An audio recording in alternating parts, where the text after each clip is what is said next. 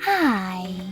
In front of me is Samsung Galaxy F34 and today I would like to show you how you can delete a password from Google Passwords Manager.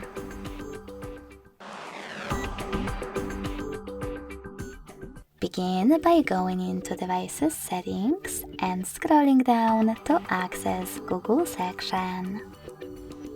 Now tap on Autofill, Autofill with Google, and Google Password Manager.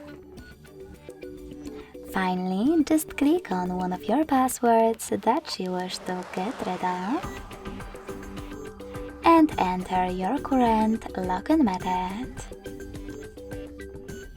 Finally, click on Delete button right next to the Edit one and confirm your choice in the pop-up. So when I do that, as you can see, my password is gone.